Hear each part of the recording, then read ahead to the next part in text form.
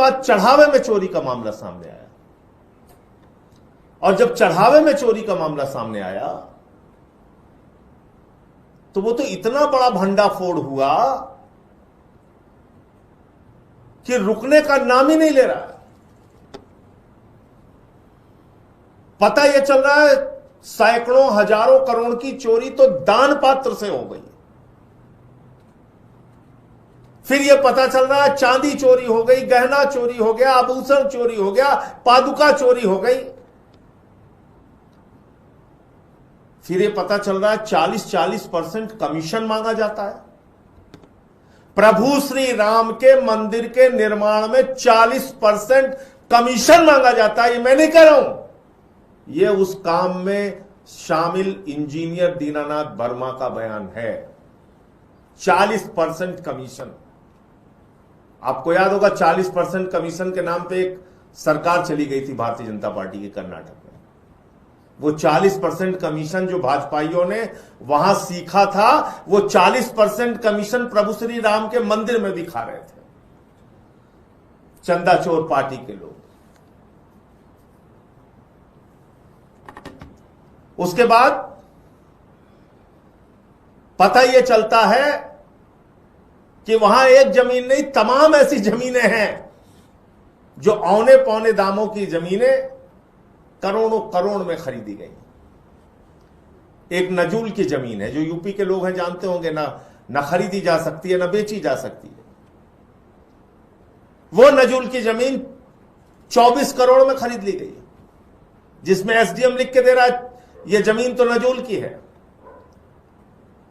एक जमीन का टुकड़ा 9 करोड़ की जमीन 55 करोड़ 47 लाख में खरीदी गई, जहां पे खुद योगी जी की सरकार किसान को 4,40,000 बिस्वा मुआवजा दे रही है, वहीं पर किसान आलोक बंसल नाम के व्यक्ति से ट्रस्ट खरीदता है 47 लाख रुपए बिस्वा। भाजपा के मेयर का एक भतीजा है दीप नारायण, वो 20 लाख रुपए में एक जमीन खरीदता है और 2.5 करोड़ में ट्रस्ट को बेच देता है। 20 लाख की जमीन 2.5 करोड़ में ट्रस्ट को बेच देता है 2-3 महीने के बाद। एक जमीन उसको दान में मिलती है, भाजपा के मेयर ऋषिकेश उपाध्याय के भतीजे को वो दान की जमीन जो उसको निःशुल्क मिलती है, बिना पैसे के मिलती है, वो जमीन 1 करोड़ रुपए में ट्रस्ट को बेच देता है। एक जमीन 92 लाख की 5 करोड़ 60 लाख में ट्रस्ट को बेची जाती है।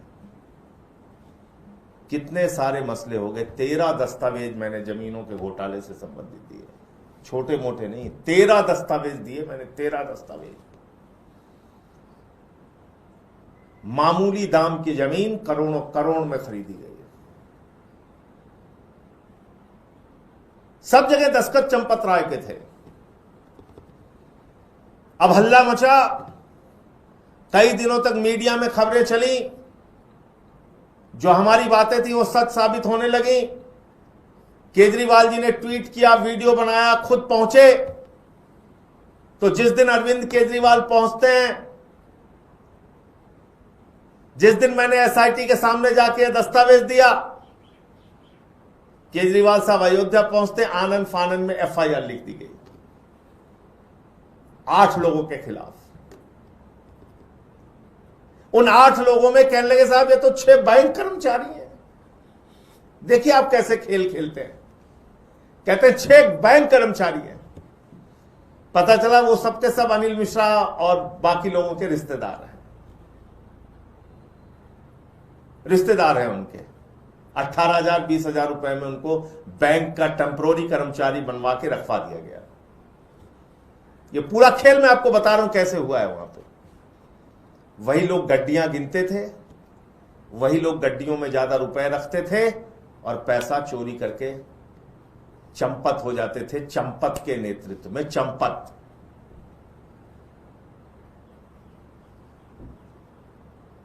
चंपत राय, गोपाल राव,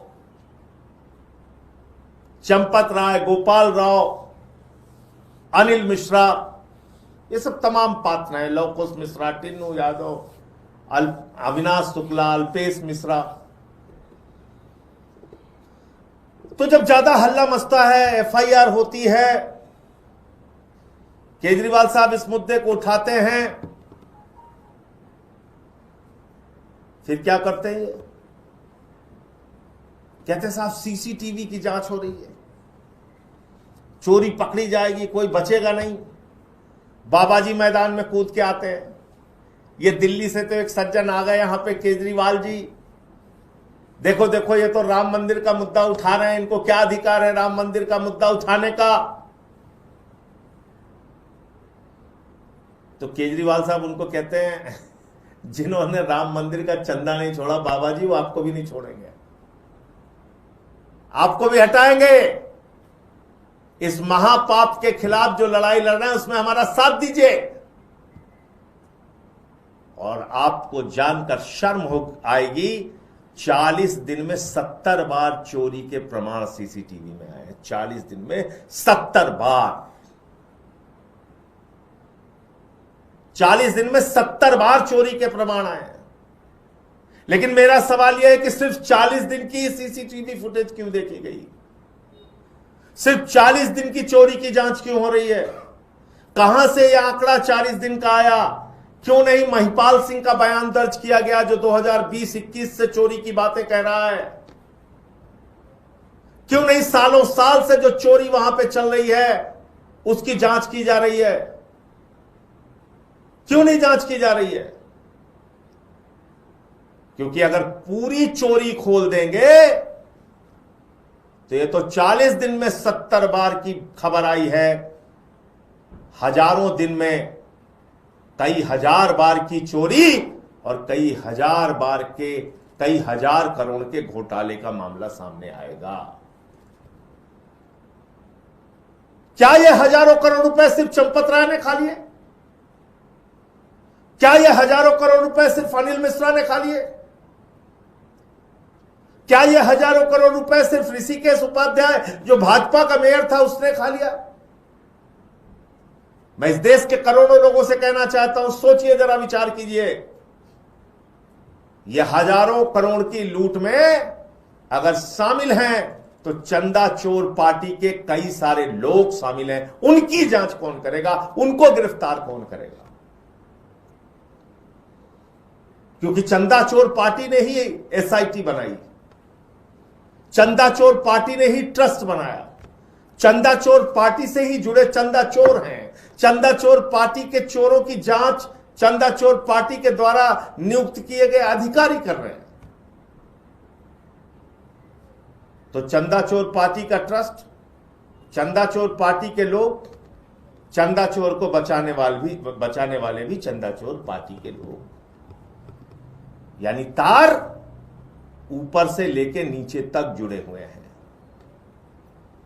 मोदी जी बात बात पे रोने लगते हैं, बात बात पे भावुक हो जाते हैं, सेना के कार्यक्रम में जाते हैं ब्रिगेडियर बन जाते हैं, मंदिर में जाते हैं बाबा बन जाते हैं, संत बन जाते हैं, महात्मा बन जाते हैं, चुनाव का मौका आता है गुफा में चले जाते हैं। लेकिन जब से प्रभु श्री राम के नाम पर चंदा चोरी और लूट हुई है, एक शब्द भी भारत के प्रधानमंत्री के मुंह से नहीं निकला। एक शब्द भी भारत के प्रधानमंत्री के मुंह से नहीं निकला। क्यों नहीं प्रधानमंत्री जो बात बात पे चिल्लाते चीखते बोलते रहते हैं, क्यों नहीं अब तक उन्होंने बयान दिया कि इन चंदा चोरों को फांसी होनी चाहिए? क्योंकि चंदा चोरी में चंदा चोर पार्टी यानी मोदी की पार्टी के लोग, यानी भारतीय जनता पार्टी के लोग भी शामिल हैं। अब ये मैं कैसे कह रहा हूं? इन्होंने मंदिर प्रकोष्ठ बनाया था, मंदिर प्रकोष्ठ। उस मंदिर प्रकोष्ठ के नाम पे हजारों करोड़ का चंदा पूरे देश में इकट्ठा किया था, हजारों करोड़ का चंदा इकट्ठा किया था।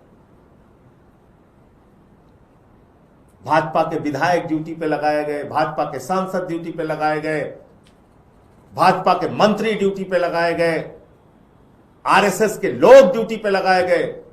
उनको टास्क दिया गया, बोले हुजूर क्या करना है? बोले इस जिले से 5 करोड़ रुपए इकट्ठा करना है। बोले हां साहब इकट्ठा करना है। राम के नाम पे दे दे बाबा। लोगों ने कहा ले ले बाबा, कोई दिक्कत नहीं।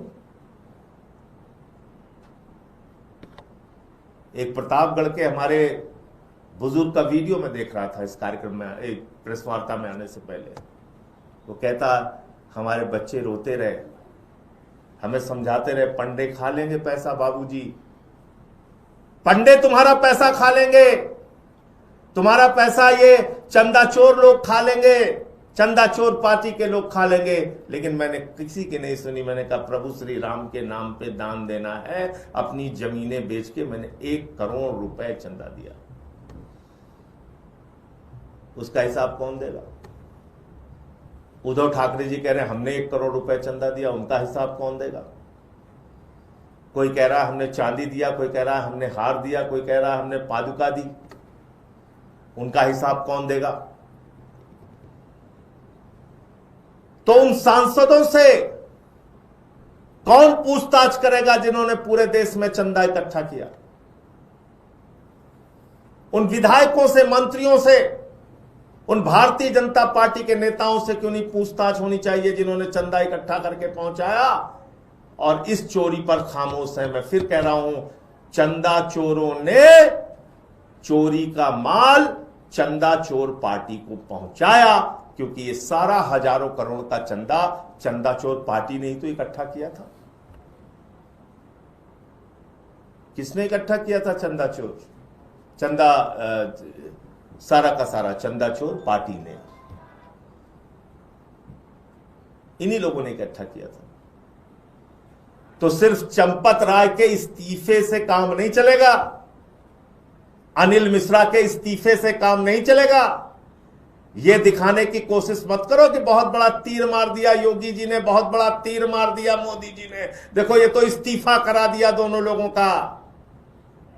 इससे काम नहीं चलेगा।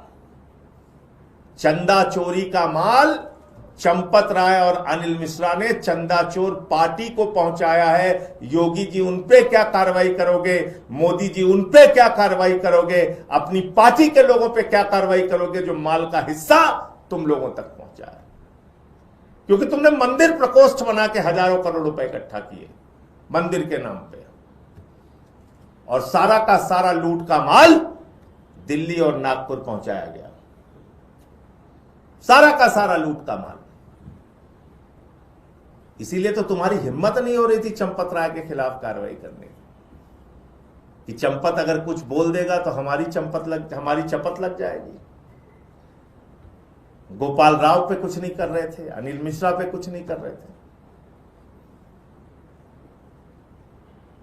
तो ऐसे महापाप करने वाले चंदा चोरों को फांसी होनी चाहिए जिन्होंने प्रभु श्री राम का पैसा लूटा है। राम लला विराजमान के पक्ष में फैसला हुआ है। बाल्य स्वरूप में है भगवान श्री राम वहां पे। उनका पैसा लूट रहे हो, उनका पैसा खा रहे हो। तो इसलिए ये चंपत राय, ये अनिल मिश्रा, इनके इस्तीफे को दिखाकर कोई त्याग और समर्पण की बात करने की कोशिश योगी जी और मोदी जी आप लोग मत करिए। और कृपा करके ऐसी खबरें प्रस्तावित और प्रचारित करने का काम मत कीजिए जिससे कि बहुत बड़ा काम और इन लोगों ने बहुत बड़ी कार्रवाई कर दी। ऐसा कुछ नहीं है। इन्होंने सनातन धर्म के पीठ में छुरा मारा है। इन्होंने करोड़ों हिंदुओं के आस्था पर छुरा मारने का काम किया है। इन्होंने भगवान श्री राम का मंदिर लूटने का काम किया है। मोहम्मद गजनवी ने सोमनाथ का मंदिर लूटा था। चंदा चोर पार्टी ने, भारतीय जनता पार्टी ने प्रभु श्री राम का मंदिर लूटा है। इनको फांसी की सजा होनी चाहिए, ये महापाप करने वालों को। और इसमें सब शामिल है, इस तरफ से उस तरफ तक सब सरीके जुर्म है, कोई बचा नहीं है। और इस पे पर्दा डालने की कोशिश मत करो। जितना पर्दा डालोगे उतना बेनकाब होगे। मुझे इतनी बात कहनी थी। आपका कोई प्रश्न आप पूछ सकते हैं। आपने जो एसआईटी को साक्ष्य दिया था, क्या उसके बाद उधर से कोई जवाब आया? कुछ कार्रवाई कर रहे हैं आपके साथ? कल मैंने ऐसी खबरें पढ़ी कि हमारी कागजात पे वो जांच शुरू करेंगे ऐसी मंशा उन्होंने दिखाई है, किसी पत्रकार को उन्होंने ऐसा कहा है, ऐसी खबरें आई हैं। अब उसमें कार्रवाई क्या हुई, फिर मुझे बुलाया जाएगा कि नहीं बुलाया जाएगा, ये मुझे नहीं मालूम, क्योंकि हमारे कागजात तो चिल्ला चिल्ला के बोल रहे हैं कि बेईमानी और भ्रष्टाचार चंदा चोर पार्टी के लोगों ने किया है। ये जो 8 लोगों के खिलाफ एफआईआर हुई है, गिरफ्तारी हुई है और चंपत राय ने दिशा को अलग रखा गया है, आपको ये लग रहा है कि ये कार्रवाई यही रोकने की कोशिश सरकार कर रही है कि बस यही समेट दिया जाए इसको, या आगे आपको लग रहा है कि कार्रवाई नहीं दिखेगी? इसीलिए तो इसको ऐसे प्रचारित किया जा रहा है कि बहुत बड़ा त्याग, बहुत बड़ा बलिदान हो गया, कि देखो देखो साहब, चंपत राय और अनिल मिश्रा का इस्तीफा हो गया।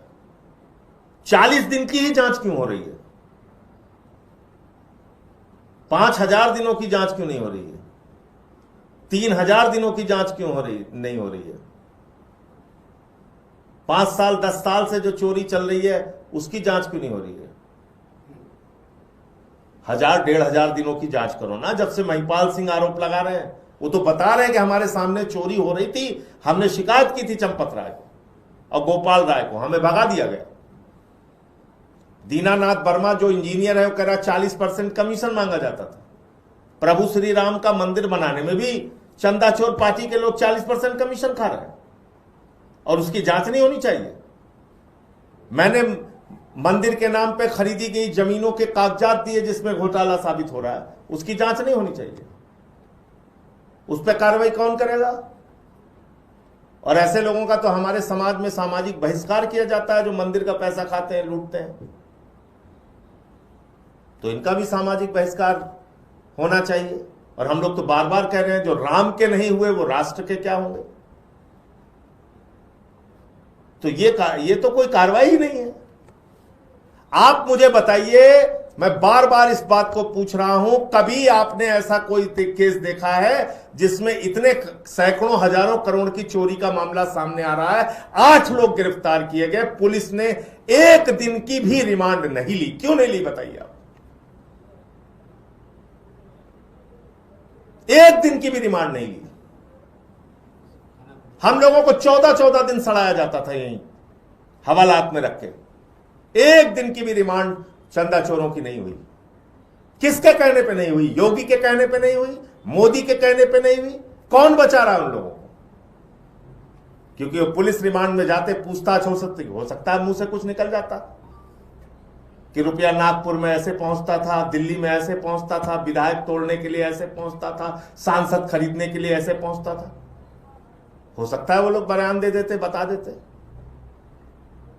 तो इसलिए क्या इस बात पे आश्चर्य नहीं होता कि 8-8 लोग गिरफ्तार किए गए, 1 भी दिन पुलिस वालों ने रिमांड नहीं लिया? सर, आपने कहा कि उनका जो इस्तीफा है सिर्फ वही काफी नहीं है, आप ये कह रहे हैं कि फांसी होनी चाहिए। इसके अलावा एक सवाल ये कि और क्या चंपत राय के खिलाफ एक्शन होना चाहिए, प्लस क्या किसी और एजेंसी को भी दखल देना चाहिए जांच में? एसआईटी को आप कह रहे हैं कि एसआईटी भी इनकी, तो फिर किस पे भरोसा? जब सैकड़ों हजारों करोड़ के घोटाले का मामला सामने है तो इसमें तो ईडी, सीबीआई, सारी एजेंसियां जो अब तक बहुत बड़ी सूरमा बन के काम करती हैं, वो क्यों नहीं काम कर रही हैं? और हर बात पे मोदी जी रोने लगते हैं, गुफा में बैठ के पूजा करते हैं, समुद्र के नीचे जाके पूजा करते हैं, आकाश के ऊपर जाके पूजा करते हैं, लेट के पूजा करते हैं, उठ के पूजा करते हैं, साष्टांग पूजा करते हैं। वो इस पे एक शब्द बोले क्यों नहीं? चंपत राय ने उनको कागज देने से मना कर दिया। चंपत राय के आगे भीगी बिल्ली बन गए। उसने कहा हम नहीं देंगे लेखा जोखा तुमको। बहुत मांगा था पीएमओ ने कि दो लेखा जोखा, कहा नहीं देंगे तुमको, तो वहां भीगी बिल्ली बन गए। क्योंकि चंपत राय बोल देता इतना तो तुमको भी पहुंचाया था, उसका क्या हुआ? कहां कहां ब्यौरा देगा? तभी मोदी जी चुप हो गए।